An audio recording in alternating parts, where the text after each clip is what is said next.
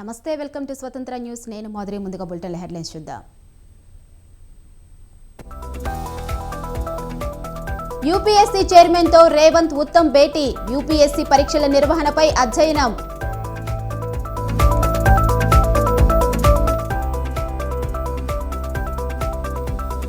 అధినేత ఆదేశాలు శిరసావహిస్తా, కొత్తగా చెప్పేదేమీ లేదంటున్న కేసినేని నాని.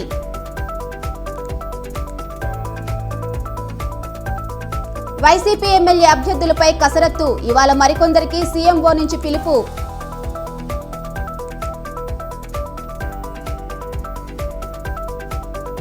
విశాఖ జిల్లాలో భువనేశ్వరి యాత్ర. బాబు అరెస్టు సమయంలో చనిపోయిన కుటుంబాలకు పరామర్శ.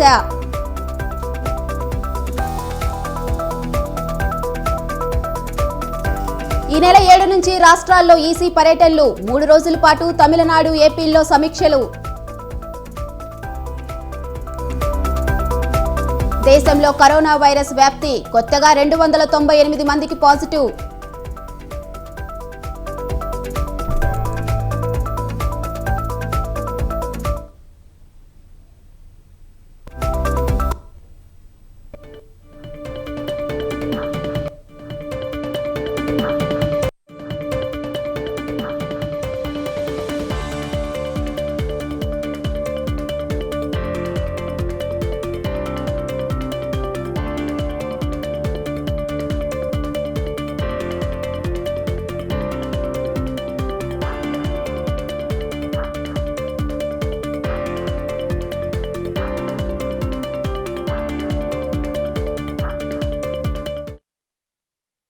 రైట్, బ్రేకింగ్ న్యూస్ చూస్తున్నాం. ఢిల్లీలో 2వ రోజు తెలంగాణ సీఎం రేవంత్ రెడ్డి పర్యటిస్తున్నారు. యూపీఎస్సీ చైర్మన్ తో సీఎం రేవంత్, మంత్రి ఉత్తమ్ కుమార్ రెడ్డి భేటీ అయ్యారు. టీఎస్పీఎస్సీ ప్రక్షాళనపై యూపీఎస్సీ చైర్మన్ తో చర్చించారు.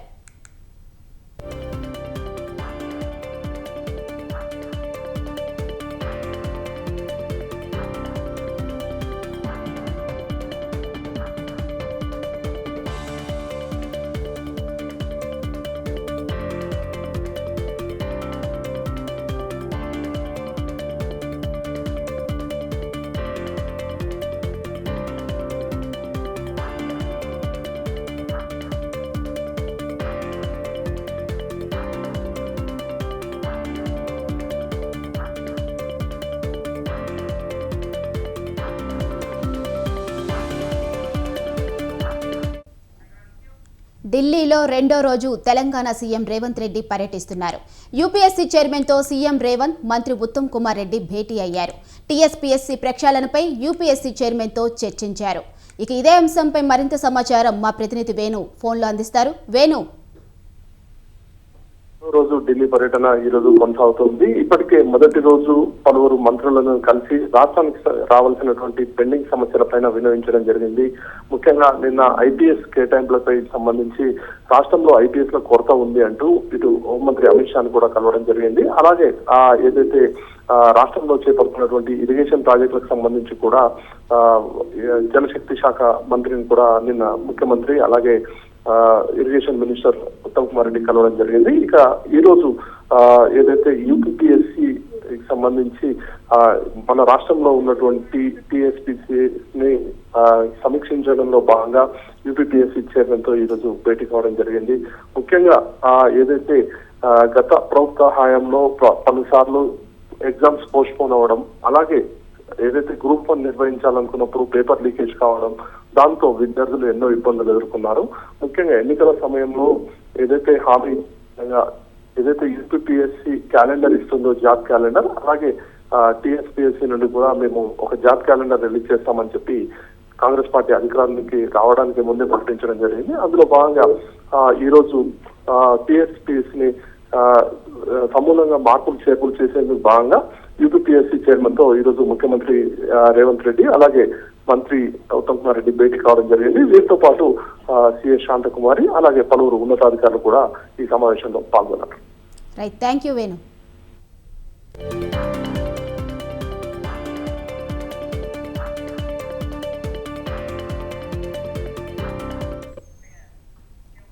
అనంతపురం జిల్లా తాడిపత్రిలో ఉద్రిక్త వాతావరణం నెలకొంది.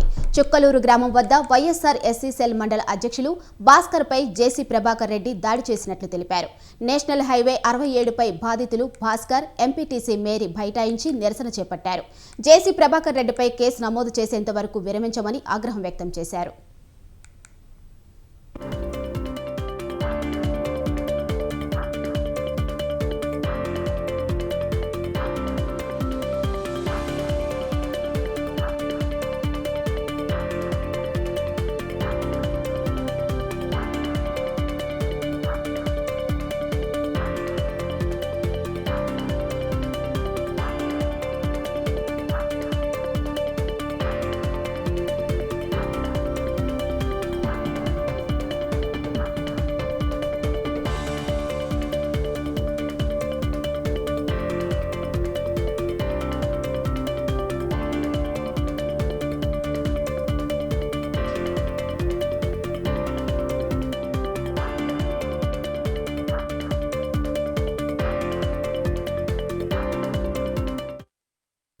రాబోయే అసెంబ్లీ ఎన్నికలు, లోక్సభ ఎన్నికలపై వైసీపీ అధిష్టానం ఫోకస్ చేసింది.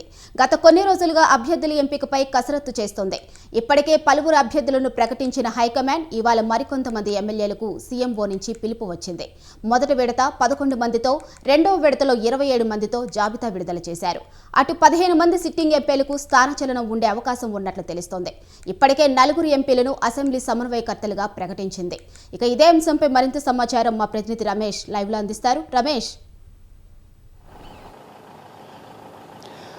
మాదిరి వైఎస్ఆర్ కాంగ్రెస్ పార్టీ వచ్చే ఎన్నికలను దృష్టిలో పెట్టుకొని భారీగా ఎమ్మెల్యే, ఎంపీ అభ్యర్థుల మార్పులు చేర్పులు చేస్తోంది. ఇప్పటికే 2 విడతలుగా జాబితాలను కూడా విడుదల చేయడం జరిగింది. మొదటి విడతలో 11 నియోజకవర్గాలకు సంబంధించి మార్పులు చేర్పులు చేశారు. ఇక రెండో విడతలో 27 నియోజకవర్గాలకు సంబంధించి మార్పులు చేర్పులు చేశారు. మూడో జాబితాకు సంబంధించి కూడా సీఎం జగన్మోహన్ రెడ్డి కసరత్తు చేస్తూ ఉన్నారు. ఈరోజు కొద్దిమంది ఎమ్మెల్యేలను సీఎం క్యాంపు కార్యాలయానికి రావాలని ఇప్పటికే ఆదేశించడం జరిగింది. కొద్దిమంది ఎమ్మెల్యేలు సీఎం క్యాంపు కార్యాలయానికి కూడా వస్తున్నటువంటి పరిస్థితి కూడా ఉంది. ప్రధానంగా రాయదుర్గం నియోజకవర్గానికి సంబంధించి కాపు రామచంద్రారెడ్డి కూడా కొద్దిసేపు క్రితమే సీఎం క్యాంప్ ఆఫీస్కి వచ్చారు. ఆ స్థానానికి సంబంధించి ఈరోజు రేపట్లో ఒక కీలక నిర్ణయం తీసుకునే అవకాశం కనిపిస్తుంది. ఇటు ఎమ్మెల్యే అభ్యర్థుల జాబితాతో పాటు ఎంపీ అభ్యర్థులపైన కూడా సీఎం జగన్మోహన్ రెడ్డి దృష్టి సారించారు. గత ఎన్నికల్లో వైఎస్ఆర్ కాంగ్రెస్ పార్టీ మొత్తం 25 ఎంపీ స్థానాల్లో 22 ఎంపీ స్థానాలను గెలుచుకోవడం జరిగింది. వచ్చే ఎన్నికల్లో కూడా మొత్తం 25 ఎంపీ స్థానాలు గెలుచుకునే దిశగా సీఎం జగన్మోహన్ రెడ్డి కసరత్తు చేస్తూ ఉన్నారు. అందులో భాగంగానే ఇప్పటికే కొద్దిమంది సిట్టింగ్ ఎంపీలకి స్థానచలనం కూడా చేయడం జరిగింది. మొత్తం 4 ఎంపీలను ఇప్పటివరకు ఎమ్మెల్యే అభ్యర్థులుగా ప్రకటించినటువంటి పరిస్థితి కూడా ఉంది. అరకు ఎంపీ మాధవిని పాడేరు అసెంబ్లీ సమన్వయకర్తగా నియమించడం జరిగింది. అదేవిధంగా రాజమండ్రి ఎంపీ మార్గాన్ని భరత్ను రాజమండ్రి సిటీ అభ్యర్థిగా ప్రకటించడం జరిగింది. అదేవిధంగా కాకినాడ సిట్టింగ్ ఎంపీగా ఉన్నటువంటి వంగ గీతను ప్రస్తుతం పిఠాపురం అసెంబ్లీ సమన్వయకర్తగా నియమించారు. అదేవిధంగా అనంతపురానికి సంబంధించి అనంతపురం ఎంపీ తలారు రంగయ్యను కూడా పెనుగొండ కళ్యాణదుర్గానికి పంపించినటువంటి పరిస్థితి కూడా ఉంది. ఈ నేపథ్యంలో మిగిలిన ఎంపీలకు సంబంధించి కూడా కొంత కసరత్తు జరుగుతుంది. వచ్చే ఎన్నికల్లో ఇప్పుడున్న కొద్దిమంది సిట్టింగ్ ఎంపీలకు టికెట్ దక్కే అవకాశం లేదని కూడా స్పష్టంగా చెప్పుకోవచ్చు. ఇప్పటికే హిందూపురానికి సంబంధించి సిట్టింగ్ ఎంపీగా ఉన్నటువంటి గోరంట్ల మాధవ్కు వచ్చే ఎన్నికల్లో టికెట్ లేదని వైసీపీ స్పష్టం చేసింది. వచ్చే ఎన్నికల్లో హిందూపురం ఎంపీగా శాంత పేరును సీఎం జగన్మోహన్ రెడ్డి ఖరారు చేశారు. ఆమె గతంలో బీజేపీ బళ్ళారి ఎంపీగా పనిచేసినటువంటి పరిస్థితి కూడా ఉంది. ఇంకా మిగిలినటువంటి ఎంపీ స్థానాలకు సంబంధించి కూడా ఈ 3వ దశ కసరత్తులో ప్రధానంగా చర్చ జరుగుతూ ఉంది. కర్నూలు ఎంపీగా మంత్రి గుమ్మనూరు జయరాం పేరును పరిశీలిస్తున్నట్లు వైసీపీ వర్గాలు చెప్తూ ఉన్నాయి. అదే సందర్భంలో అనకాపల్లి ఎంపీగా ప్రస్తుతం చోడవరం ఎమ్మెల్యేగా ఉన్నటువంటి కర్ణం ధర్మశ్రీ పేరును వైఎస్ఆర్ కాంగ్రెస్ పార్టీ అధినేత సీఎం జగన్మోహన్ రెడ్డి పరిశీలిస్తూ ఉన్నారు. వీటితో పాటు మిగిలినటువంటి నియోజకవర్గాలకు సంబంధించి కూడా అభ్యర్థులను ఖరారు చేసే పనిలో సీఎం జగన్మోహన్ రెడ్డి ఉన్నారు. ప్రధానంగా విజయవాడ ఎంపీ అభ్యర్థి స్థానానికి సంబంధించి ఇంతవరకు ఒక క్లారిటీ రాలేదు. ఎవరిని బరిలో దింపాలనే అంశానికి సంబంధించి గత 2 ఎన్నికల్లో కూడా ఇక్కడ వైఎస్ఆర్ కాంగ్రెస్ పార్టీ ఓడిపోయినటువంటి నేపథ్యంలో ఈసారి ఎవరైతే గెలుస్తారనే అంశానికి సంబంధించి సీఎం స్పష్టంగా దృష్టి పెట్టడం జరిగింది. అదేవిధంగా గుంటూరు ఎంపీ స్థానానికి సంబంధించి చూస్తే గుంటూరు ఎంపీ స్థానం కూడా గత రెండు ఎన్నికల్లో కూడా వైఎస్ఆర్ కాంగ్రెస్ పార్టీ ఓడిపోయింది. ఇప్పటికే క్రికెటర్ అంబటి రాయుడిని వైఎస్ఆర్ కాంగ్రెస్ పార్టీలో చేర్చుకోవడం జరిగింది. వచ్చే ఎన్నికల్లో ఆయనకు గుంటూరు ఎంపీ సీట్ ఇస్తారని కూడా వైసీపీ వర్గాలు చెప్తున్న పరిస్థితి ఉంది. వీటితో పాటు నరసాపురం నియోజకవర్గానికి సంబంధించి కావచ్చు, కాకినాడ ఎంపీ స్థానానికి సంబంధించి కావచ్చు, వీటన్నిటిపైన సీఎం జగన్మోహన్ రెడ్డి ప్రత్యేకంగా దృష్టి పెట్టారు. గత ఎన్నికల్లో ఏదైతే 22 ఎంపీ స్థానాలు వైఎస్ఆర్ కాంగ్రెస్ పార్టీ విజయం సాధించిందో ఆ 22లో ప్రస్తుతం 15 ఎంపీలకు స్థానచలనం ఉండే అవకాశం ఉన్నట్టు తెలుస్తుంది. అందులో ఇప్పటికే 4 సిట్టింగ్ ఎంపీలని మార్చడం జరిగింది. వారి స్థానంలో ఎమ్మెల్యేలకి అవకాశం ఇచ్చారు. రానున్నటువంటి రోజుల్లో మిగిలినటువంటి ఎంపీ స్థానాలపైన కూడా ప్రత్యేకంగా సీఎం ఫోకస్ పెట్టారు. వచ్చే జాబితాలో ఈ మార్పులు చేర్పులు ఉండే అవకాశం ఉన్నట్టు తెలుస్తుంది. ప్రధానంగా ఏలూరు ఎంపీ స్థానానికి సంబంధించి సిట్టింగ్ ఎంపీగా ఉన్న కోటగిరి శ్రీధర్ వచ్చే ఎన్నికల్లో పోటీ చేయటం లేదని ఇప్పటికే స్పష్టంగా చెప్పారు. దీంతో ఆ స్థానానికి సంబంధించి మంత్రుల పేర్లు ప్రముఖంగా వినిపిస్తున్నాయి. ఇటు బీసీ సామాజిక వర్గానికి సంబంధించినటువంటి జోగి రమేష్ కావచ్చు, అదేవిధంగా మరో మంత్రి కారుమూరి నాగేశ్వరరావు పేరు కూడా ప్రముఖంగా వినిపిస్తుంది. మొత్తంగా చూస్తే మాత్రం అటు ఎమ్మెల్యే అభ్యర్థుల జాబితాతో పాటే ఎంపీ అభ్యర్థుల జాబితా పైన కూడా సీఎం జగన్మోహన్ రెడ్డి దృష్టి సారించారు. మొత్తం 175 అసెంబ్లీ స్థానాలు, అదేవిధంగా 25 ఎంపీ స్థానాలు గెలిపే లక్ష్యంగా సీఎం జగన్మోహన్ రెడ్డి అయితే ఈ కసరత్తు చేస్తున్న పరిస్థితి కూడా ఉంది. Madhuri. Right, thank you Ramesh.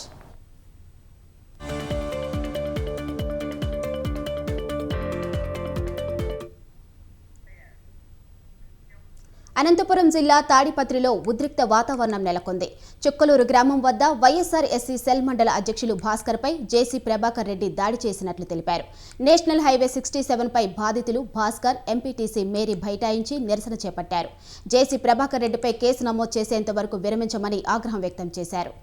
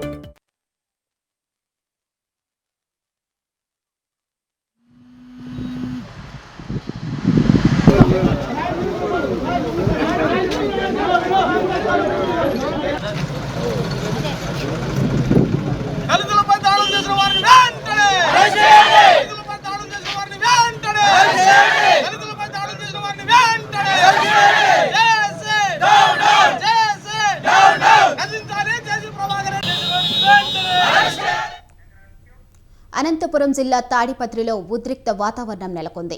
Chukkaluru గ్రామం వద్ద వైఎస్ఆర్ ఎస్సీ సెల్ మండల అధ్యక్షులు భాస్కర్పై జేసీ ప్రభాకర్ రెడ్డి దాడి చేసినట్లు తెలిపారు.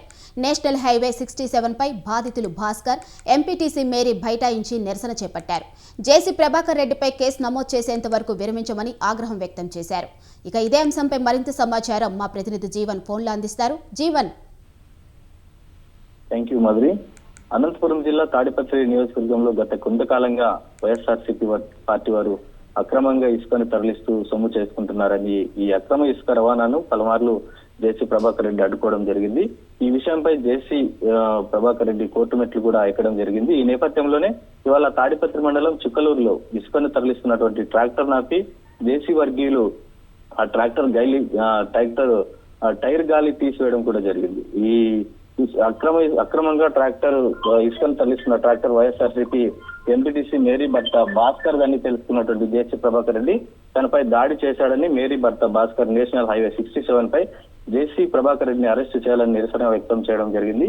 ఈ నేపథ్యంలోనే అక్కడ కొంత జేసీ వర్గీయులకు వైఎస్ఆర్సీపీ పార్టీ వర్గాలకు ఉద్రిక్త వాతావరణం నెలకొనడం కూడా జరిగింది. పోలీసుల జోక్యంతో ఇరు వర్గాలకు సర్ది చెప్పి అక్కడి నుంచి పంపించడం కూడా జరిగింది. ఇలాగే పునరావృతం అయితే అక్రమ ఇసుకపై ఉక్కుపాదం మోపుతామని ఈ అక్రమ ఇసుక రవాణాను సహించబోమని జేసీ ప్రభాకర్ రెడ్డి హెచ్చరించినట్టు తెలుస్తోంది. Madhuri. Right, thank you Jeevan.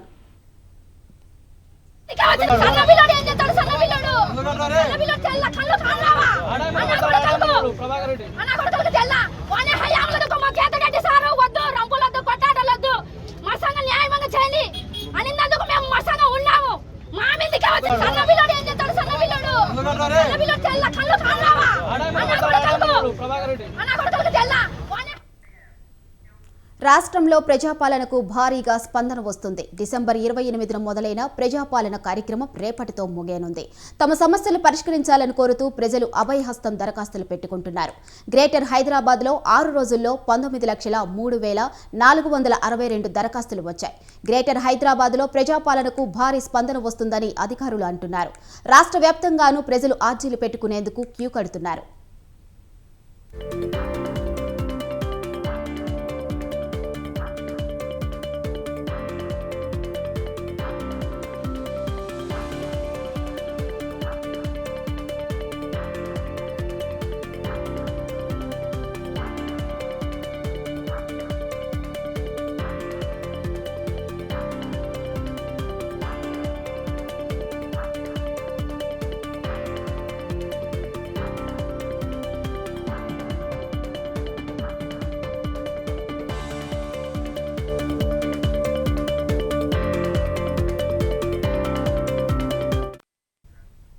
రాష్ట్రంలో ప్రజాపాలనకు భారీగా స్పందన వస్తుంది. డిసెంబర్ 28న మొదలైన ప్రజాపాలన కార్యక్రమం రేపటితో ముగియనుంది. తమ సమస్యలు పరిష్కరించాలని కోరుతూ ప్రజలు అభయహస్తం దరఖాస్తులు పెట్టుకుంటున్నారు. గ్రేటర్ హైదరాబాద్లో 6 రోజుల్లో 19,03,462 దరఖాస్తులు వచ్చాయి. గ్రేటర్ హైదరాబాద్లో ప్రజాపాలనకు భారీ స్పందన వస్తుందని అధికారులు అంటున్నారు. రాష్ట్ర వ్యాప్తంగానూ ప్రజలు ఆర్జీలు పెట్టుకునేందుకు క్యూ కడుతున్నారు.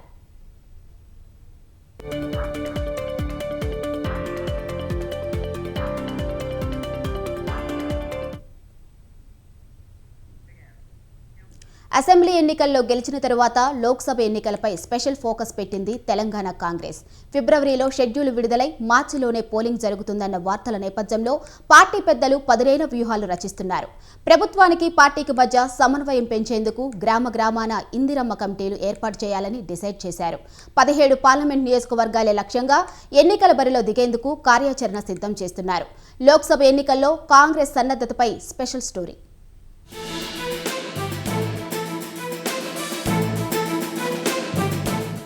తెలంగాణ అసెంబ్లీ ఎన్నికల్లో గెలిచిన తర్వాత తొలిసారి జరిగిన టీపీసీసీ విస్తృత స్థాయి సమావేశంలో పలు కీలక తీర్మానాలు చేశారు. ఏఐసీసీ తెలంగాణ ఇన్ఛార్జ్ దీపా దాస్ మున్షికి అభినందనలు తెలుపుతూ తీర్మానం చేశారు. తెలంగాణలో కాంగ్రెస్ను అధికారంలోకి తీసుకొచ్చేందుకు ఎంతో సమన్వయంతో పనిచేసిన మాణిక్రావు ఠాక్రే అభినందిస్తూ సమావేశం మరో తీర్మానం ప్రవేశపెట్టారు. రాబోయే లోక్సభ ఎన్నికల్లో తెలంగాణ రాష్ట్రం నుంచి పార్టీ అగ్రనేత సోనియా గాంధీ పోటీ చేయాలని సమావేశం ఏకగ్రీవ తీర్మానాన్ని ఆమోదించింది.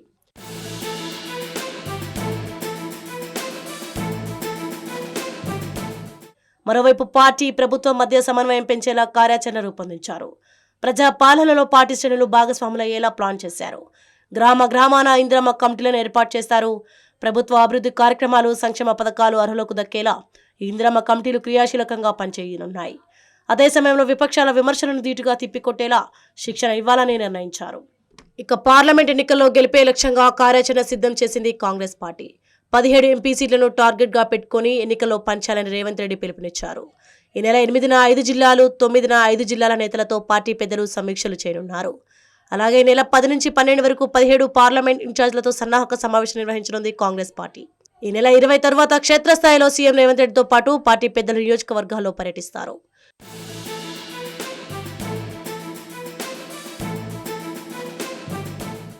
మరోవైపు క్రియాశీలకంగా పనిచేసిన కార్యకర్తలకు ప్రభుత్వంలో ఇచ్చే పదవుల జాబితాను తయారు చేస్తున్నారు ఏఐసీసీ సెక్రటరీలో. ఎన్నికల్లో పనిచేసిన నేతలను గుర్తించి వారి స్థాయిలను బట్టి ప్రభుత్వంలో పదవులు ఇవ్వనున్నారు. త్వరలోనే వారికి పదవులుంటాయని పీసీసీ చీఫ్ రేవంత్ రెడ్డి ప్రకటించారు. దీంతో రెట్టించిన ఉత్సాహంతో పార్టీ కోసం పనిచేసేందుకు నాయకులు ఉత్సాహం చూపుతున్నారు.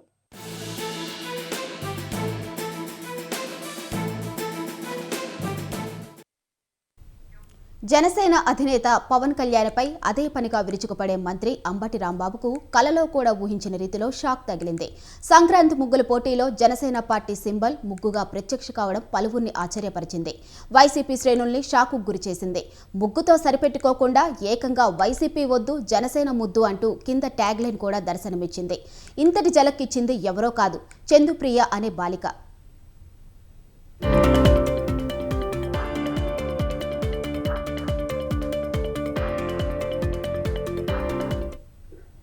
పల్నాడు జిల్లా సత్తెనపల్లి నియోజకవర్గ వ్యాప్తంగా రాష్ట్ర మంత్రి అంబటి రాంబాబు ఆధ్వర్యంలో సంక్రాంతి ముగ్గుల పోటీలు నిర్వహిస్తున్నారు. ఊరూరా జరుగుతున్న పోటీల్లో భాగంగా గురువారం రాజుపాలెం మండలం బీరవల్లిపాయ గ్రామంలో ఓ బాలిక జనసేన ముగ్గు వేసింది. వైసీపీ వద్దు జనసేన ముద్దు అంటూ జనసేన పార్టీకి గుర్తుతో రంగవల్లి తీర్చిదిద్దింది. ఇది మండలంలో చర్చనీయాంశమైంది.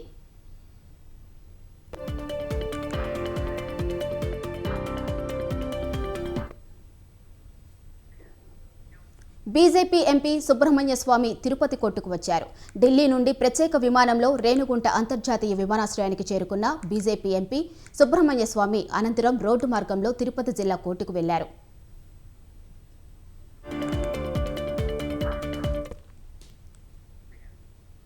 తిరుమల శ్రీవారిని బాలీవుడ్ నటి జాహ్నవి కపూర్ దర్శించుకున్నారు. ఇవాళ ఉదయం వీఐపీ విరామ సమయంలో జాహ్నవి కపూర్ సినీ నటి మహేశ్వరితో కలిసి స్వామివారి సేవలో పాల్గొని మొక్కులు చెల్లించుకున్నారు. దర్శన అనంతరం వీరికి ఆలయ రంగనాయకుల మండపంలో వేద పండితులు వేద ఆశీర్వాదం అందించగా ఆలయ అధికారులు పట్టు వస్త్రంతో సత్కరించి స్వామివారి తీర్థ ప్రసాదాలు అందజేశారు. ఆలయ వెలుపలకు వచ్చిన జాహ్నవి కపూర్తో సెల్ఫీలు దిగేందుకు అభిమానులు ఉత్సాహం చూపించారు.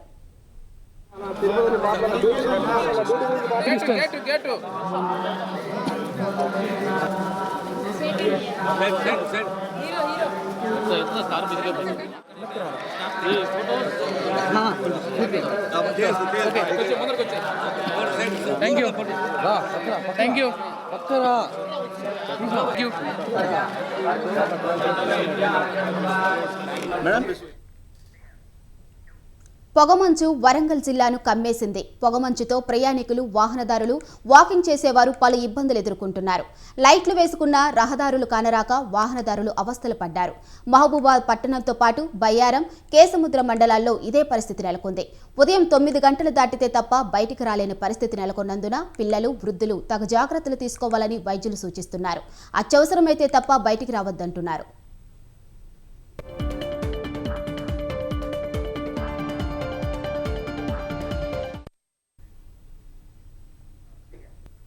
ప్రధాని నరేంద్ర మోదీ లక్షద్వీప్ పర్యటన సందర్భంగా ఉల్లాసంగా గడిపారు. సముద్ర తీరంలో ఏకాంతంగాను గడిపారు. పర్యవేక్షకుల సమక్షంలో స్కార్ఫ్లింగ్ చేశారు. సాహస యాత్రికులు ఈ అనుభవాన్ని తప్పకుండా ఆస్వాదించాలని పేర్కొన్నారు మోదీ.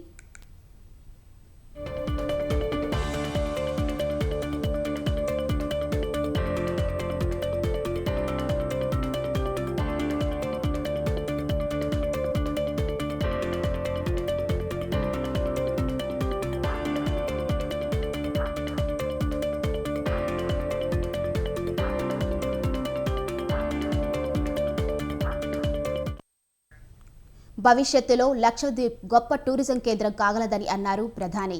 ప్రకృతిని ప్రేమించే భారతీయులంతా లక్షద్వీపాన్ని సందర్శించి తీరాలని సూచించారు. సముద్ర తీరంలో ప్రశాంత వాతావరణంలో ఉల్లాసంగా గడిపినట్లు పేర్కొన్నారు. పగడాలు, చేపల అందమైన ఫోటోలు పంచుకున్నారు.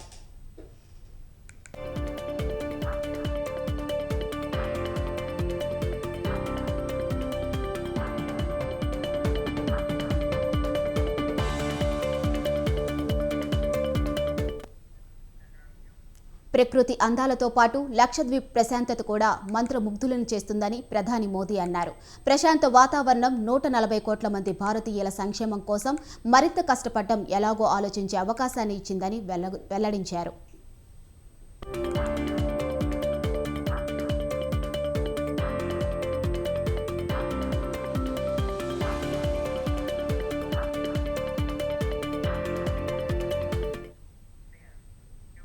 హైదరాబాద్ జేఎన్టీయూ స్నాతకోత్సవంలో ఇస్రో చైర్మన్ సోమనాథ్ పాల్గొన్నారు. ఈ సందర్భంగా జేఎన్టీయూ వీసీ కట్ట నరసింహారెడ్డి ఇస్రో చైర్మన్ సోమనాథ్కు గౌరవ డాక్టరేట్ అందించారు.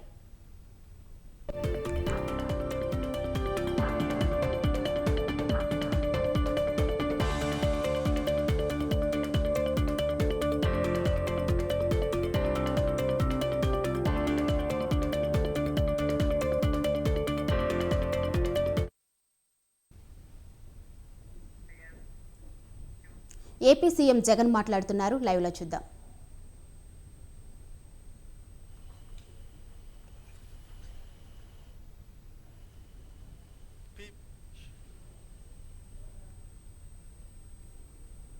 వివిధ పథకాలకు సంబంధించి దాదాపుగా 68,990 మందికి వివిధ పథకాల ద్వారా లబ్ధిని వాళ్లకు మళ్ళీ అందజేస్తూ దాదాపుగా 98 కోట్ల రూపాయలకు సంబంధించిన మొత్తాన్ని వాళ్ళ బ్యాంక్ అకౌంట్లలో వాళ్లకు వాళ్ళ చేతికి అందేట్టుగా చేస్తూ ఉన్నాం. ఈ అమ్మఒడి అనే కార్యక్రమం ద్వారా దాదాపుగా ఇంతకుముందు ఆ పథకం మనం తీసుకొచ్చినప్పుడు అప్పట్లో 42,62,000 మందికి అర్హత పొందారు. డబ్బులు వాళ్ళందరి ఖాతాల్లోకి కూడా పడడం జరిగింది. వేరియస్ కారణాల వల్ల అయితేనేమి మిస్ అవుట్ అయిపోయిన బెనిఫిషరీస్ మరో 40,616 మంది మిగిలిపోయి ఉంటే ఆ 42,62,000 మందికి మంచి జరిగింది. కానీ ఒక 40,000 మంది లెస్ దెన్ 1% ఫర్ వేరియస్ కారణాల వల్ల ఎవరైతే మిస్ అవుట్ అయిపోయినారో వాళ్ళందరికీ కూడా మళ్ళీ అప్లికేషన్ వాళ్ళు పెట్టుకోవడము, మళ్ళీ వెరిఫై చేయడము, వెరిఫికేషన్ ప్రాసెస్ కంప్లీట్ చేయడము చేసిన వాళ్లకు మళ్ళీ ఈరోజు 40,616 మందికి అమ్మఒడి ద్వారా మళ్ళీ వెనక్కి ఆ డబ్బులు మళ్ళీ వాళ్ళకు వచ్చేట్టుగా చేస్తూ ఉన్నాం. సిమిలర్లీ జగనన్న చేదోడు అనే కార్యక్రమంలో 3,25,000 మందికి అప్పట్లో మంచి జరిగింది. ఇప్పుడు మరో 15,000 మంది రకరకాల కారణాల చేత ఎవరైతే మిస్ అవుట్ అయిపోయి వాళ్ళ అప్లికేషన్లు పెట్టుకోవడాలు మళ్ళీ వెరిఫికేషన్ పూర్తి చేసి వాళ్ళకి ఇస్తూ ఉన్నాం. ఈబీసీ నేస్తం ద్వారా మరో అప్పట్లో 4,40,000 మందికి మంచి జరిగింది. ఇప్పుడు మరో 4,180 మందికి మళ్ళీ ఈరోజు లబ్ధి జరిగిస్తూ ఉన్నాం. వైఎస్ఆర్ వాహన మిత్ర ద్వారా అప్పట్లో 2,80,000 మందికి దాదాపుగా అప్పట్లో మేలు జరిగింది. ఇప్పుడు మరో 3,030 మందికి మళ్ళీ ఆ పథకంలో ఈరోజు మంచి జరగబోతూ ఉంది.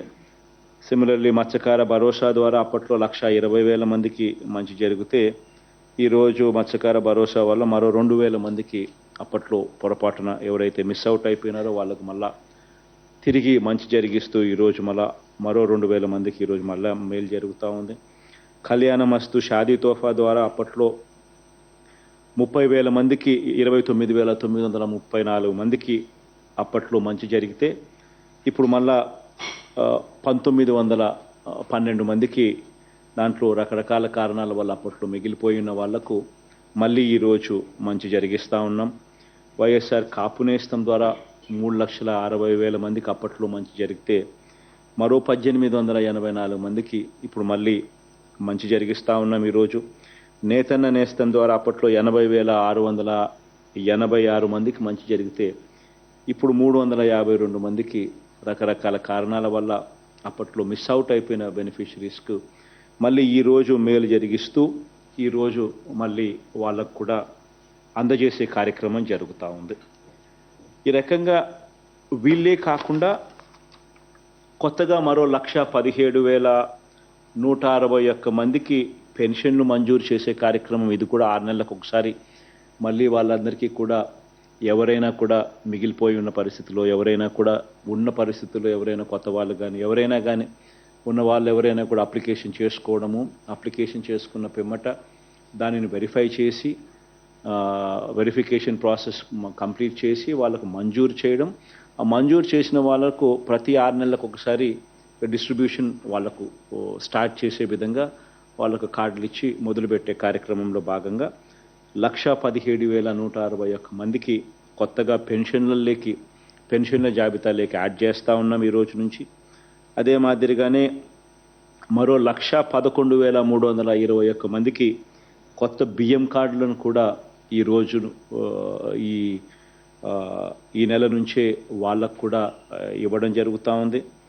అదే రకంగా 6,314 మందికి కొత్తగా ఆరోగ్యశ్రీ కార్డ్స్, అదే రకంగా 34,623 మందికి కొత్తగా ఇళ్ల స్థలాలు ఈ 90-day ప్రోగ్రాంలో భాగంగా శాంక్షన్ చేసే కార్యక్రమాలు ఏదైతే జరుగుతూ ఉన్నాయో ఆ 34,623 మందికి ఇళ్ల స్థలాలు, ఇవన్నీ కూడా పథకం ఏదైనా ఉన్నా కూడా ప్రతి 6 నెలలకు ఒకసారి ఏ ఒక్కరూ కూడా మిస్ కాకూడదు, ఏ పేదవాడు ఇబ్బంది పడే పరిస్థితి రాకూడదు అని సాచ్యురేషన్ పద్ధతిలో ఎక్కడా కూడా వివక్ష నేరితానికి తావివ్వకుండా, ఎక్కడా కూడా లంచం అనే పదానికి తావివ్వకుండా ప్రతి 6 నెలలకు ఒకసారి ఈ కార్యక్రమం జరిపిస్తూ, పథకం అయిపోయిన తర్వాత మళ్ళీ 1 నెల పాటు టైం ఇస్తూ, ఆ టైంలో వాళ్ళు అప్లికేషన్ పెట్టుకునే వెసులుబాటు కల్పించడమే కాకుండా ఆ తర్వాత వాళ్ళతో అప్లికేషన్ పెట్టించే కార్యక్రమం, అవసరమైతే వాలంటీర్ సేవలు అన్నీ కూడా అందుబాటులో ఉంచే కార్యక్రమం, సచివాలయంలోకి వాళ్ళే వెళ్ళి